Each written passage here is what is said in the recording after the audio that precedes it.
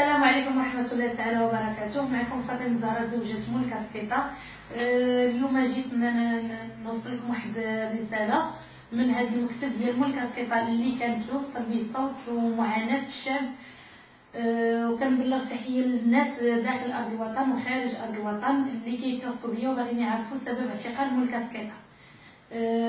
سبب اعتقال مول كاسكيطة هو الفيديو الاخراني اللي كان مرمى على هذيك مدنسة القرآن اللي كندوى نهار الثلاث ديالكم نهار الاربعاء ان شاء الله باذن الله مع 8 غادي ندير واحد الفيديو، غادي نوري شي صور شي حقائق غادي ندير بهم، وللاسف تم اعتقال مول كاسكيطة.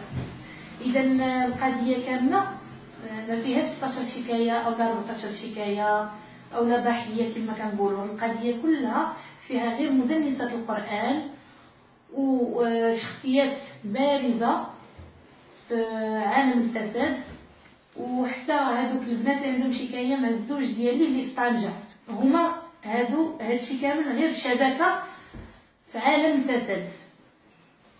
اذا اليوم انا جيت غير باش نوصل لكم هاد الرساله هذه، بان كتقولوا راه كاين صداق، ما كاينش هادشي، كتقولوا بان دوك البنات ديال طنجة عندهم حقيقه مشكل مع الزوج ديالي اللي كان داير بهم، اللي هو حاليا داير بهم شكايه ضد الاختطاف والاحتجاز.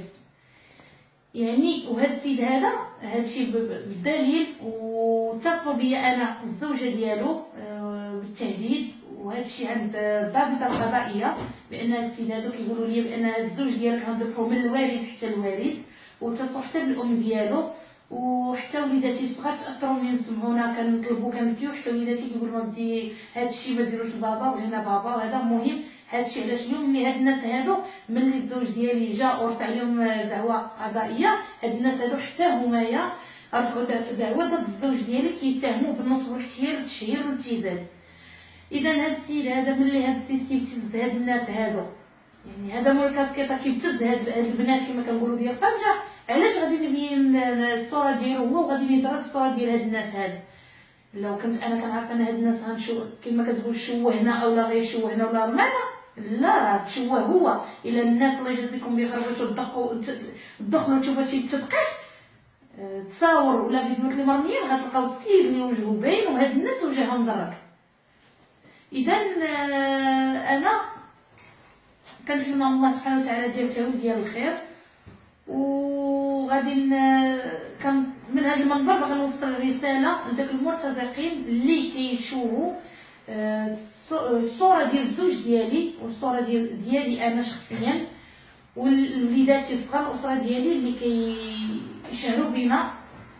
وانا من هذا المنبر هذا غدا ان شاء الله باذن الله غادي نقوم بواحد الشكايه وغندفع الضابطه القضائيه ان شاء الله، باش هاد الناس ياخذوا الحق ديالهم، باش ما يبقاوش يدويو على مول كاسكيطة او الزوجه ديالو او الوليدات ديالو الصغار، العائله ديالو الاسره ديالو اللي كيشهروا بها.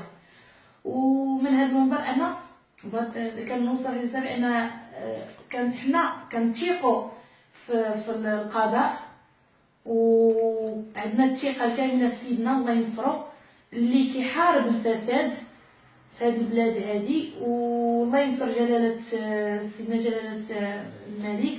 السلام عليكم ورحمه الله وبركاته.